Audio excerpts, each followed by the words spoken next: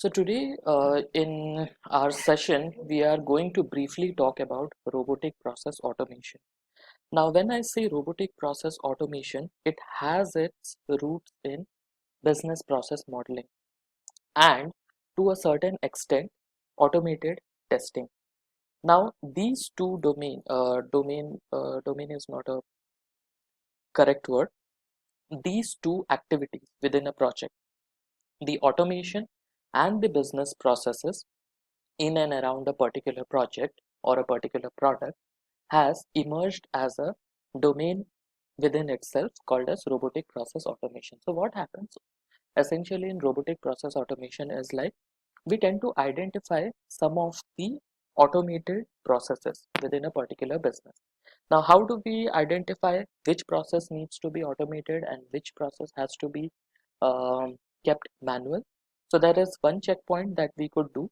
The processes which are repetitive in nature are the eligible candidates for automation. So essentially, if you see um, a QA person uh, working on a particular automation, he is essentially identifying which are the processes which are repetitive in nature. So robotic process automation can only be applied to a set of processes which are repetitive in nature. For the processes which are not repetitive in nature, we cannot apply robotic process automation. Now, there are various aspects by which we can apply robotic process automation. So, in our today's session, we are going to briefly understand what is robotic process automation, why we use robotic process automation, a sample business case. Then we would understand how do we implement robotic process automation, what are the usages of robotic process automation, what are the applicable tools that are available in market for executing robotic processes, and some of the benefits and myths of robotic process automation. So this area or this domain is extensively used in today's project in whichever industry you say, whether it's insurance or banking or healthcare, retail. Every industry has a certain set of processes which are eligible to be automated, or rather I would say certain set of repetitive processes which are eligible to be automated. So we'll first start with what is robotic process automation. So when we work in a particular organization, so the traditional way is to ensure that a particular product is meeting the quality standards or not by doing a manual quality assurance. Now, it has been several decades so far that we are focusing on manual process automation, whether it's testing a particular website or testing a user application end to end, or testing a particular infrastructure end to end. Infrastructure as in the application which are distributed in nature and involves several communication between each other. So there would be a host of application at third party server, there would be certain application our in-house server, how they interact with each other. Now, what robotic process automation does is it essentially automates your repetitive process. For example, if you consider a typical online e-commerce website, so what are the processes that could be typically automated?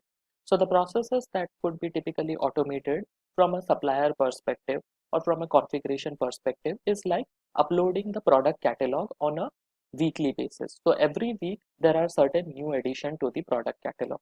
At the same time, there are certain deletion from the product catalog, because whenever we check a particular e-commerce website on a particular week or on a particular month, if you consider a particular product, let's say you are closely tracking a price pertaining to a particular cell phone. You like that particular cell phone and it has been recently launched, and you see that that particular cell phone is very expensive for you at this point of time. So what you decide? You decide to wait for a while so that the cell phone price comes a bit down after 2-3 months. So what essentially happens from a website perspective is like the configurator or the person who are responsible for managing the end-to-end content management system of that particular website, what they do, they tend to update the product pricing every week or every month basis on how they get a price cut from their vendor or supplier. If your supplier like Samsung, they are doing a price cut, then the same has to be reflected on the website. So now that you have uploaded the entire attributes of a product, like its size, its display, its RAM, its memory, or its color, now the only variable thing that is available to you pertaining to a product catalog is the pricing. So pricing is something that keeps on changing. Now imagine a scenario, we just spoke about only one particular product, that is a particular cell phone. There would be millions of products on a particular e-commerce website which would undergo through this process. So to keep these product pricing updated, it's huge cost to the company to hire that many level of human resources and deploy them to uh, keep those product pricing updated. Now, even after doing that, you are not sure whether all the pricing are completely updated or not, because humans are prone to do some mistakes or do some errors. So the solution to this particular process, which is uploading or updating the product catalogs within a particular website, is mitigated with the help of robots. Now, robots are nothing but simple computer programs or simple computer scripts that would be performing the task on behalf of humans. For example, you created a particular bot in your particular system, bot as in a particular script. On the click of that particular script, you would supply the input file to that particular script. For example, you have an Excel sheet which has a list of products pertaining to their respective prices, and you just supply that Excel sheet, and the bot would take care of the updation and inserting the values in that particular product catalog.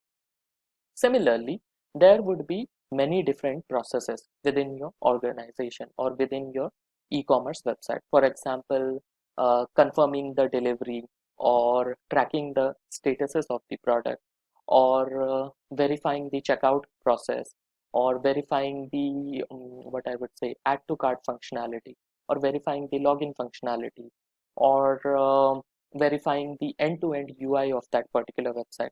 So since these websites are massive in nature, we cannot expect to hire that many number of human resources to do all this thing manually, because ultimately, even if we hire that many number of human resources, we are not guaranteed that the information would be correct, because humans are prone to commit mistake, and if something is missing, then that would ultimately what I would say impact the business. So for that reason, to reduce error, to save cost on human resources, we create scripts which are nothing but your robots. Now, robotic process automation knowledge area specifically deals with creating these scripts. Before creating these scripts, you have to essentially identify which are the processes which are repetitive in nature and are they eligible for automation or not. Only after then you proceed further with your robotic process automation process. Now, why do we use robotic process automation? As I have already explained, that humans are prone to commit mistakes, and if something changes in a particular system, for example, if you consider a flow of a particular e-commerce website, so let's say first thing that you go to a e-commerce website is login. After that, you start browsing what all you would like to purchase. After that, you go for checkout option. Now in that checkout option, you see there are different payment gateways available. You have Visa payment gateway, MasterCard payment gateway, or PayPal payment gateway. Now you have to check out from any of that particular framework. Now after you have clicked on any of the particular option, like direct transfer, cash on delivery, or whatsoever may be the option, your payment is processed. So that is a typical business scenario which can be easily trained to humans, and they can test it out. Now for example, there is a slight change in a particular system. Now I would like to introduce a new payment gateway, for example Stripe. Now I want to introduce Stripe payment gateway, so that's a change in the process. At the checkout screen, till checkout screen, the process is same, but once the user reaches the checkout screen, he now sees an additional option of Stripe payment. So for that reason, if you consider humans and compare it with robots, robots are more configurable compared to humans, because let's say you have hired 100 humans to check that checkout functionality for that particular Stripe payment gateway. So it would involve user training. Now user training would involve a lot of cost, wherein the trainers would come from any third party organization or third party vendor. They would train the users, okay, this is how you have to test. So to mitigate all this thing, instead of hiring 100 humans and then training them on that particular process, it's better to write a particular script or a robot, or develop a particular robot which can handle all this thing very efficiently. So once you create a script or bot for a particular business process, those scripts or bot are easily configurable, and at a later point of time, if there is a change in that particular process, then you can handle it within your bot itself, that is your robotic process automation. So that is how your humans are inferior to these scripts, that is your robots. Now let's consider an example. So we have a rapidly changing business process to complete. So we have a products, we have certain customers, we have certain sales, and we have certain marketing. So this is one particular application. Now within that application, we have a product process, like how to add product, update product, delete product. We have certain customer process, like how customer would be onboarded into that particular application, irrespective of from where they come, through social media channel or they are direct visit to that particular website. What's the sales, how many products does a customer purchase, and what's the marketing strategy, if there are any promotion or branding that is involved. Now these are the set of processes within that particular application. Now under the hood, within that particular application, we use these many technologies. We have our mainframe server, we have our ERP system, we have a software as a service cloud-based system, and then we have some custom configuration. So this lies your technology part. Now in order to operate these systems, that is technology, and your business, that is your processes, we need some people. Now people are essentially handling these processes within this particular application. So essentially humans are used to fill the gap between the system, the what I would say, the system on which the product executes, and the processes over which the product is built. So essentially if we see these two connection, people connection with processes and technology, so we see organizational depth and technical depth. Now what are depth? Now depth is something like if a particular thing change, as in, let's say in the cloud platform, today I am using Microsoft Azure cloud services. Now tomorrow I feel that Amazon Web Service is a good option. So what I would do, I would replace that particular Amazon Web Services with my Microsoft Azure services. Now that I have replaced that particular cloud vendor or cloud system within my particular system, so there's a technical depth associated with it. Depth is like cost of changing or cost of replacing that particular component within a particular system. So we see when people are involved, the technical depth is a bit high, because we have to train people on how to migrate from Microsoft Azure to Amazon Web Services. So there is a training cost associated. So till the time the system is being migrated, we would have an additional need of additional resources for that particular project if we want to meet the timeline. So that ultimately results in technical debt. Now let's say we have a certain set of sales in a particular application. We will consider Amazon example itself. Now Amazon plans to launch their website on a different geography. Let's say they plan to so far they are catering to APAC region, then EMEA region. Now they want to go and try their services in a different market altogether.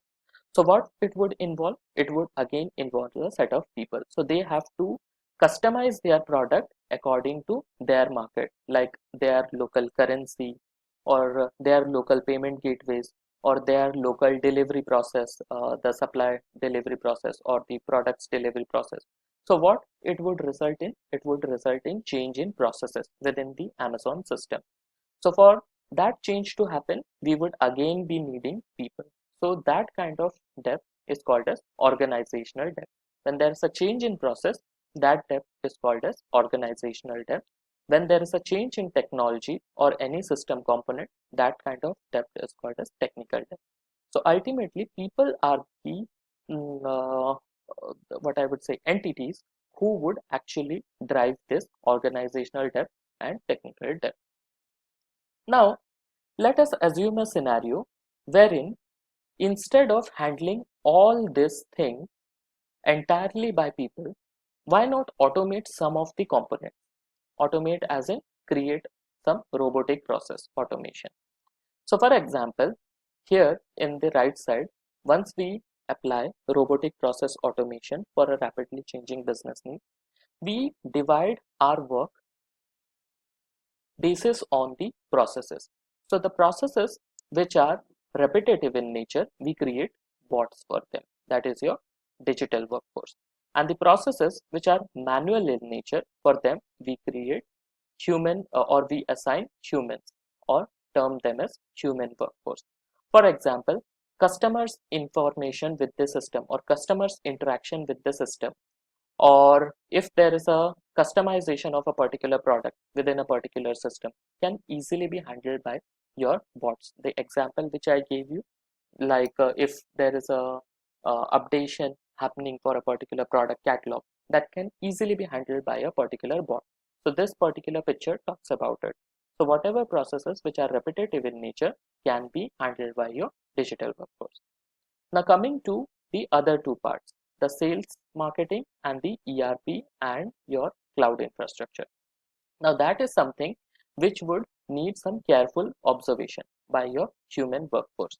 So human workforce would be assigned to these two processes against these two technologies. So this way, the processes which are repetitive in nature, we would divide them to a digital, what I would say, workforce, which would comprise of your automated bots, essentially the scripts, and the processes which are manual in nature or which requires or have a mandate human intervention, we would align them with the human workforce who would do the manual work in that particular processes. So this way we can apply robotic process automation and save lots of time, lots of human effort, lots of cost while reducing the error due to human processes or human intervention. So the core benefit for robotic process automation is first, reduce human errors, and second, reduce the cost of the execution or the cost of the project. Now let us consider a business case. So let us examine this workflow first. So let's say we have a supplier who sends invoice via email. Now that email is received and printed. Now within that email, there is a barcode and documentation scanning needed. After the documentation has been scanned, a work item is created. Now after that work item is created, a purchase order to retrieve invoice is requested. After that, there is a decision that is happening which talks about whether the supplier name is correct or not. If the name is correct, then we go on exploring other option within that particular invoice, like what is the invoice number, what is the date, and what is the amount of invoice. Then we match the product order and the invoice. After that, we match the amount. If the amount is matched, the invoice is matched, and we calculate the taxing part, and then we complete the invoice processing, and your work item is closed. Now consider a scenario wherein the supplier name is not correct. So what you would do in the system, you would hold that particular supplier and pass to an exception, wherein inside that particular system an exception would be there. So that is the negative or exception flow. Now imagine a scenario wherein whatever amount has been entered by the supplier, that amount is not correct. For that also you would hold it and follow with the vendor. Now after that supplier accepts or resends this particular information, you would skip the in-between process and directly come to the matching of product order and invoice. So what happens essentially, what this business process talks about is like whenever you are creating or selling a particular set of products within a particular e-commerce website. For example, we will take the example of Samsung and their cell phones.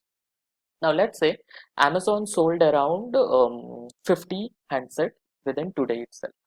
Now what Amazon would do, they would send an request to the Samsung vendor or supplier saying you send us invoice and we will make your payment basis on what the invoice you have sent us.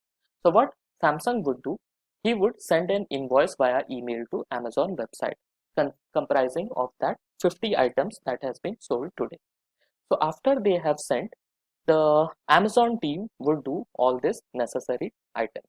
So they would first create work item. Now what is work item in a system context is like whenever you are taking a new approach or whenever a new process starts, a work item is created. So work item is a very common term that you would encounter most often when you are working in a particular industry, irrespective of whatever industry it is. So it's like creating a task. If you consider a requirement management tool perspective, it's like creating a task. So once you receive an invoice from Samsung, a work item would be created within Amazon website. Now what the next process is like, you would enter the purchase order or retrieve invoices. So the 50 items which you sold today via Amazon website, you would match the invoice or the supplier information via the purchase order. So whatever purchase order you would have sent to um, Samsung earlier, you would match that particular purchase order over here to retrieve the invoices. Now after that, what you would check whether the supplier name is correct or not, whether the invoice is coming from Samsung or not. After that, you would check the invoice number, whether it's today's date or not, whether the amount which has been sent by Samsung is comprising of 50 items or not. Okay, it is there. You would match the purchase order and the invoice. Yes, the amount is matched. And after that, you would calculate the tax for the 50 items that you have sold via Amazon for Samsung, and then you would complete the invoice processing and the work item would be closed. After that, whatever item you have sold via Amazon, deducting your commission, whatever commission Amazon is charging for selling Samsung's product, and after deduction of the tax, you would refund that particular amount to your supplier, that is Samsung. So in an e-commerce market, how things essentially works is like you first sell the product. So this applies for all the physical goods as well as digital goods. So we have an warehouse like Amazon. So in Amazon's warehouse, you would first stock in all the products. Now after your products are sold, the supplier could be anyone. It could be Samsung, it could be LG, it could be Apple.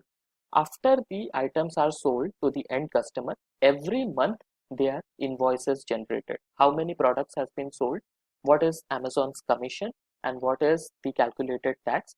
After deducting that, the supplier is given the necessary compensation of whatever products has been sold. So this process talks about that particular area wherein you sell a particular product and you invite the invoice by your supplier basis on how many products you sold. Now, in this particular business case, we would examine out of these steps, how many steps can actually be automated via robots. So let us examine certain steps. Now, open invoice email from supplier and print it for record. Whenever you get an invoice via email from supplier like Samsung or LG and you would like to print it for record, whether you could automate it via robotic process automation. Yes, we can automate it because the invoice mail could be from any XYZ supplier. And if you would like to print it for your records, that's a repetitive process. You can, of course, automate it. Now, the next process is barcode scanning. Barcode scanning cannot be automated. The reason why it cannot be automated is because every product would be having a different barcode associated with it. So every worldwide you consider any product, it can the barcode for any X product cannot be same to any Y product. So that's the reason why this particular process cannot be automated. Then create work item in your software system. Yes, work item creation is like adding a new record to your table that can be automated. Enter purchase order to retrieve invoices. So a robot would be there who would be grabbing the purchase order from this invoice email, and they would be retrieving the invoices for that particular system. In our case, the 50 products invoices which are sold to end customer. This process can also be automated. Then check supplier's name is correct or not. That's a simple verification that can also be automated. Check invoice number, data and amount. That's also a simple process that can be automated.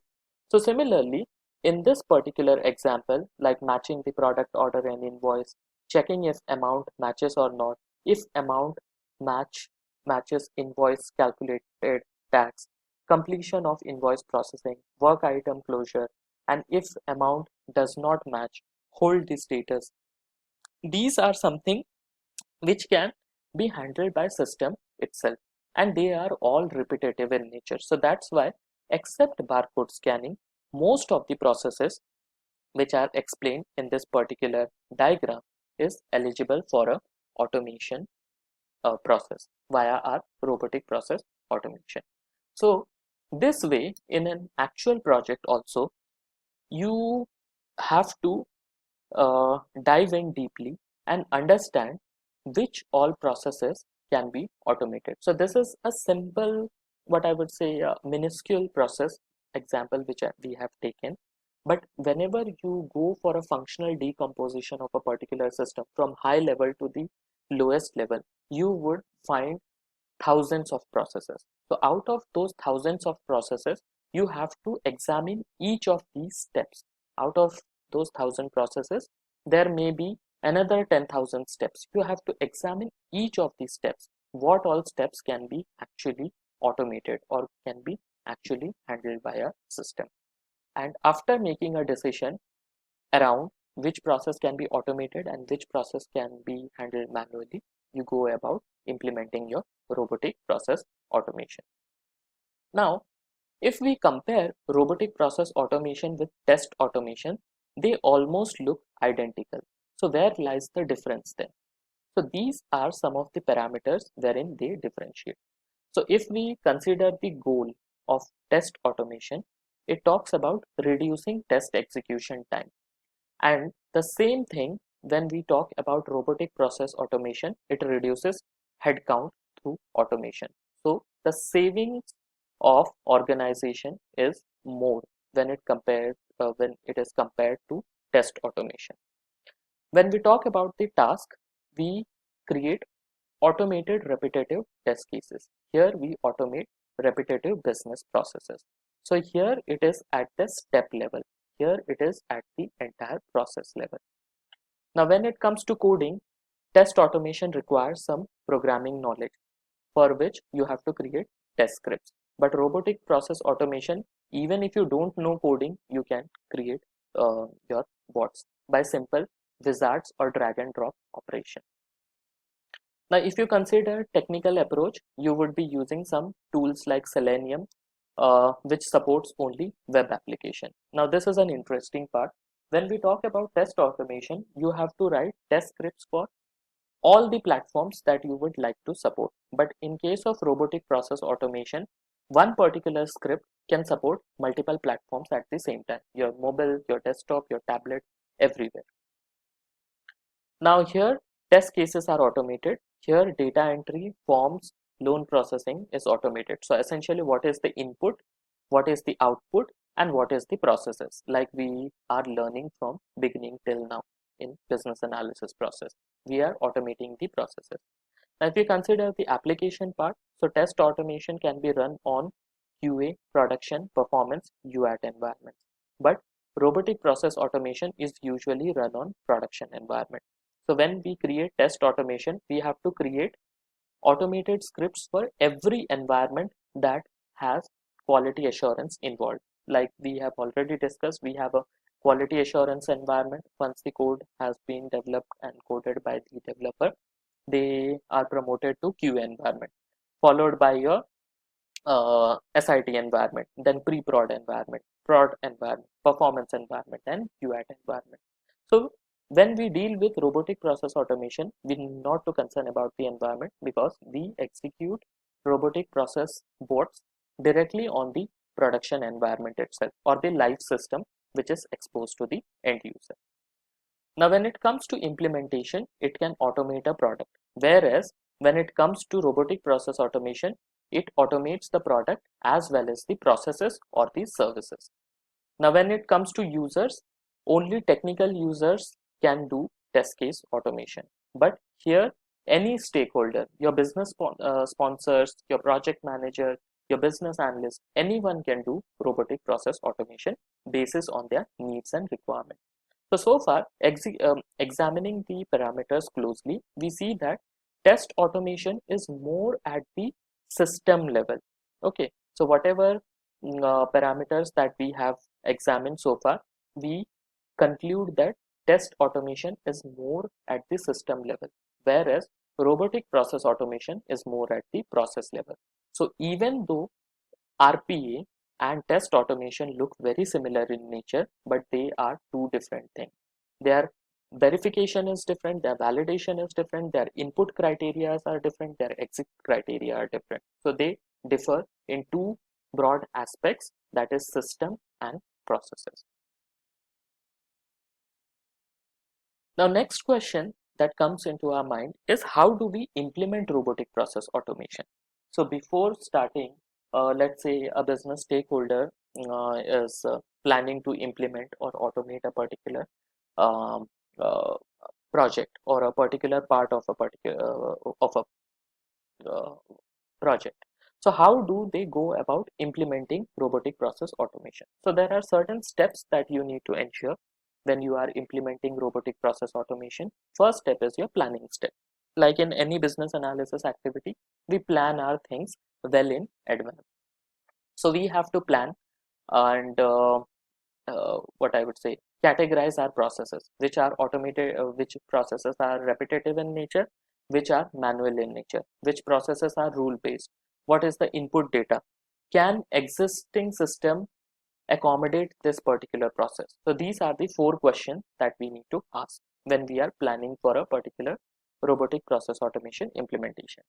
Next, we set up our project team, we agree on a solution design, we identify the logging mechanism, and we create clear roadmap for this particular plan. Now, once we are done with planning, we go about developing that particular automation script. Now, remember, when you are dealing with a robotic process automation tool, you have to essentially focus on the workflows. Workflows as in what step would come after what step. Without workflow, you cannot go about implementing a robotic process automation. Now you have identified the set of business processes out of the pool of business processes that are available to you for a given project. Now you have to understand which process would execute first and which process would execute next. So for that reason, you need to understand what is the process flow that you or the workflow that you would be approaching when you are dealing with robotic process automation. After that, the next phase is about testing, which is very obvious. Once you plan, then you develop, then you start testing your particular application or a particular workflow. After that, like I said in an earlier example, if there is a change needed for that particular script, so there is support and maintenance. So these are generic configuration that you do to your existing bots, which shouldn't take that much time for completion. So these are the 4 phases by which you could apply your robotic process automation or implement your RPA in your current project or upcoming project. Now, these are some of the best practices for robotic process implementation. So these best practices is like, one should consider your business impact before opting for robotic process automation. So as I said, the processes has to be repetitive in nature, and it should derive some business value, some significant business value to the end customer. If there is no business value derived out of that automation, then there's no point of creating robotic processes for that. So for example, there is a functionality in a particular system which are never used for that particular system, but it is repetitive in nature. If used, it could be repetitive in nature. So even though that process is repetitive in nature, since it is not used that much, the business impact is low. So you would not consider that as um, uh, what I would say, converting to a robot or a script. Then you have to define and focus on the desired return on investment. So whatever you are investing, either by hiring resources or purchasing license for creating robotic process automation scripts, whether the investment is worth it or not. So you have to define and focus on the return on investment, because whenever you automate a certain set of processes within an organization, you have to think from a what I would say, longer perspective, or from a future perspective, whether it would be beneficial for me in a longer run or not. So that's how you define and focus your return on investment. Then you focus on the larger groups and automate large and impactful processes. Then you combine attended and unattended robotic process automation. Like attended is like repetitive and automated, eligible for automation, and unattended is like your manual processes. After that, you have to understand that poor design and change management can wreak havoc. So you have to understand and design your workflows accordingly, like how and when, what process, what steps needs to be executed. And after that, you have to understand who are the set of people who would get impacted when it comes to RPA. And later on, you would apply your governance, like how you would be applying the essential policies when it comes to your robotic process automation. Now, what is the usage of robotic process automation? So these are some of the use when it comes to robotic process automation. So it emulates human action. So whatever humans are doing, it essentially mimics that behavior in that particular system, like clicking of a button or selecting a drop down or submitting information, entering some data. So robotic process automation are capable of emulating human action. Then they conduct high volume repetitive tasks. Like I said, what 10 humans can do in 1 hour, a robotic process automation robot can do in 10 minutes. So it saves a lot of time. Then it performs multiple tasks. So if you consider a case in a particular insurance system, so you have to create multiple policies and verify the billing information. So it would essentially take, let's say the volume of policies 10 in number. So it would essentially take you to verify all this detail and enter all this information around 2 to 3 hours. But the same thing can be handled by a robot within 15 to 20 minutes. So it saves a lot of time. Virtual system integration. Like I said, in the distributed system environment, whenever there's an interaction happening between your in-house system to the third-party system, robots can take care of those information. Automated report generation. For every sales order, you generate a particular invoice. So that can also be handled by a robot. Then information validation and auditing. For example, you have to verify each and every field that are present in that particular PDF. So human way, it would take lots of time, but a robot can do it within fraction of seconds. Technical depth management. We have already understood what is technical depth management and how robot can help in that area. Then comes your product management. Product management as in whatever change that are happening to that particular product, like in our case, addition of a new payment gateway. So if human go about testing that particular feature, it would take a lot of time. So robot can handle it easily. Quality assurance, as it is a close relative to your automated testing, quality assurance is not a big deal when you approach your robotic process automation. Data migration. If you would like to migrate your legacy system to a newer system and you want to pull all the information from one system to another system, or for that matter, for a real business scenario, you have to commit all the day-to-day transaction through a batch process. So the batch process would be termed as a particular robot who would be doing all the um, data center committing activities or migrating your legacy system data to a newer system data. Then comes your gap solution. If there are possible gaps which are available in a particular system, you could handle it via a robot. And revenue forecasting. Now, revenue forecasting is a very critical element.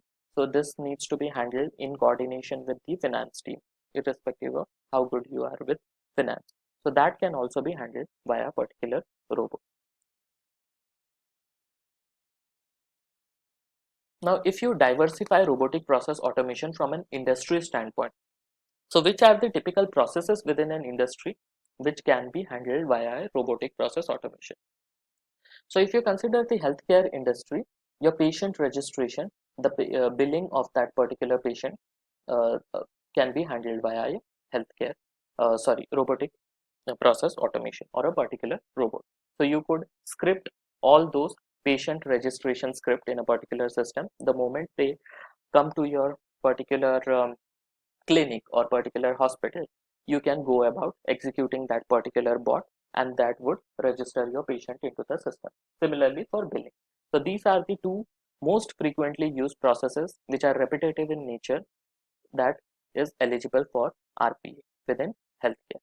Now, if we consider the HR domain, so new employee joining formalities like entering all the employee information, the payroll process, hiring shortlisted candidates. These are the three processes which are eligible for RP within HR industry. If you consider the insurance industry, premium information, like we have the quotation process. Now those quotation processes very repetitive in nature. So instead of hiring an agent and giving that particular task, we can create a robot who could give the premium information basis on the risk that an insurer is looking for, that an insured is looking for. And if some mishap happen with that particular policy holder, you could process the claims and do the necessary clearance. So these two processes are eligible for RP when it comes to insurance industry. When it comes to manufacturing and retail industry, billing of materials, calculation of sales tax can be handled by a robotic process automation. Now in telecom industry, you can manage your service order management, quality reporting via RPA. So every industry have certain set of processes which can be handled via robotic process automation. So remember, processes which are repetitive in nature, which are high volume in nature, as in healthcare domain, the patient registration, the amount of patient registration would be in millions. So that is a high level of volume that can be automated via RP. If you have a patient registration which is having only 2-3 requests per day, you cannot go about the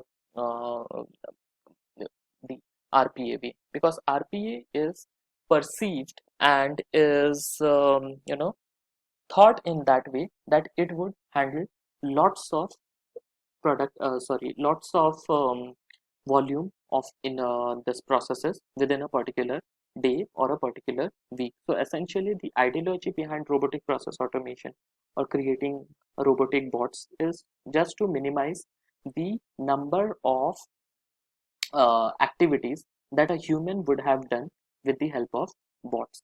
So as the number of your volume of that particular processes increases, the bots would be that much efficient. If the processes which are repetitive in nature and execute at a very um, minimal occurrences, then I wouldn't say, or anyone wouldn't recommend you to use robotic process automation in that context.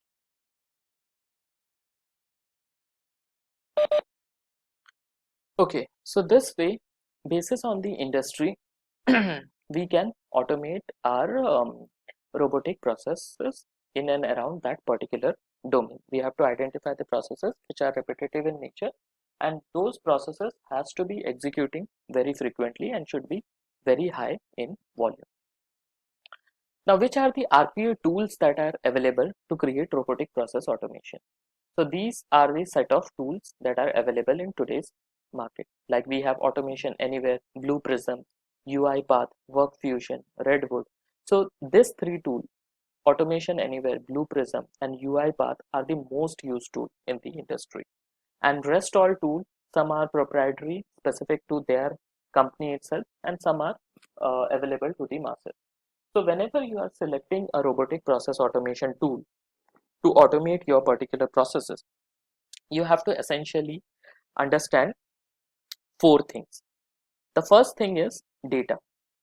So what is the information that you are intending to input and get when you create a robotic process automation? Then what is the type of task that we mainly perform? For example, opening a particular file, entering certain information, saving that particular file. Then you have to consider the interoperability. So like I said, it has to work on multiple platforms, unlike your test case automation, which is only exclusive to your website application. You have to think from an interoperability perspective. Irrespective of it's a mobile application or desktop application, the robot should work in a similar manner or in a similar nature. Then whether it has artificial intelligence support or not to mimic human user. Now artificial intelligence is a completely different knowledge area wherein it involves speech recognition, image recognition, and your gesture recognition. So these are some of the abilities which mimics the human nature. If a system could recognize your voice, if a system could recognize your image, or if your system could recognize your what I would say, the gesture, so that makes that particular system as a smart or artificially intelligent system. If you consider the Xbox gaming console, it is completely gesture control. So that's nothing but an artificial intelligent system. If you consider your Amazon Alexa, that is a voice recognition system. It recognizes your voice, or for that matter, any human's voice. So it has speech recognition abilities. If you consider the Apple iPhones, this user verification system, which uses the 3D points technology for recognizing your face. So it is recognizing your face with the help of a particular image. For that matter, your fingerprints, or for that matter, your iris, whatever biometric information are there, which essentially mimics a human behavior or human characteristics. Those kind of systems are called as artificially intelligent systems. So we have to understand whether these tools which are available to us, whether they are capable of handling these all functionalities. Because as I said in third pointer, interoperability. So it is not only limited to mobile application or website application. You could completely automate an IoT infrastructure end to end itself with the help of a particular robot. Now, what is IoT infrastructure? IoT infrastructure is like connecting all your, I would give you a very simple example, connecting all your devices together. For example, if you have a IoT set for a smart home, so your fridge, your AC, your television, your music player, everything would be controlled via your cell phone. So what is that particular thing? That is IoT, Internet of Things. So IoT is driven by your artificial intelligence and some processes which are robotic in nature. If you consider an insurance project or insurance business, what are the typical things that you could consider to be eligible for IoT? The claims processing. Whenever a claims happen or a particular vehicle I mean get stuck in a particular mishap or an accident happened to that particular vehicle, a notification would go to the central control room that sending the GPS location of that particular vehicle. At the same time, it would notify the insurance provider that this vehicle has met with an accident. At the same time, it would notify the nearest hospital that there is a place wherein an accident has happened and the casualty has reported. So it's like not about only website application and mobile application. It's also about the interconnecting things which are in place, which is capable of interacting in a distributed environment. So we need to understand it from that particular context as well when it comes to selection of an RPA tool.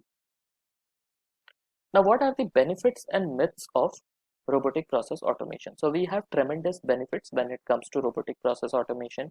We have large number of processes that can easily have automated. We have the cost reduced. Then we do not need any programming skills. Then we have robotic process automation support. The defects that are tracked for each test cases, stories, and sprint, those can also be automated via robot. Tracking of test cases and the defects pertaining to a story and sprint instead of a human doing it. So this can be applied at a project level, a small bot or a small script. Then effective seamless build and release management, real-time visibility. Then business processes wherein it requires the training of a particular user, like I gave you an example of that introduction of the new payment gateway system. Then if the robot is unable to perform or handle the increasing number of volumes or the processes that are being executed, then you could always increase the scalability of that particular robot with the help of that particular robot process automation. Now, if you consider the disadvantages, the bot is limited to the speed of the application. So unless and until you do not configure the bot with the necessary speed of that application, the bot won't be capable of handling that many number of requests or um, uh, what I would say um, processes in that particular volume. Now, even small changes made in the automation application will need the robots to be reconfigured. Like I gave you an example, that change is not that big in introducing a new payment gateway system. But even if you are making a very small change in that particular application, then your robots needs to be reconfigured. So these are the two visible disadvantages that are available in a particular robotic process automation scenario. Now, there are certain myths that are rounding up in today's landscape, like uh, what could be the disadvantage or something that we do not know so far about robotic process automation. So the first myth is like coding is required to use RPA tool. No, coding is not required to use any RPA tool. Now, RPA software does not require human supervision. It is not like that. RPA software require a particular human to configure that particular software. Only big companies can afford to deploy robotic process automation. No, any startup can also create their robotic process automation scripts. And RPA is useful only in industries that rely heavily on softwares. Like I said, mobile application, web application is not the limit for RPA or Internet of Things, or for that matter, any XYZ technology. We can have multiple devices connected to each other and implement robotic process automation. So it's not only software, it's a collaboration of software, the middleware, and the hardware, everything together in a distributed environment. So these were some of the facts about the robotic process automation. So in today's session, we covered what were robots, what is scripts, what are robotic process automation, how to create robotic process automation, what's the implementation plan. We saw one business case, we saw the usage of robotic process automation, we saw what is the criterion when it comes to selection of a robotic process automation tool, and what are the benefits and myths of a robotic process automation tool. Let me take you through one of the free tool that is available for robotic process automation. So this is a free tool that is available for your robotic process automation. So this tool is called as UiPath. Unlike Blue Prism and the other one, that is Automation Anywhere. They don't offer any free version. Now, UiPath is the only tool which is available to the community free of cost. Full functionality free of cost for demonstration purposes. So if you see this particular tool, you see a couple of options over here. You see a recording option, then you have screen scraping option, data scraping option, and certain set of events. So what you essentially do with this particular tool is like you design a particular workflow in that particular tool. For example, if you consider a particular workflow, for example, let me go to this screen and create a simple process.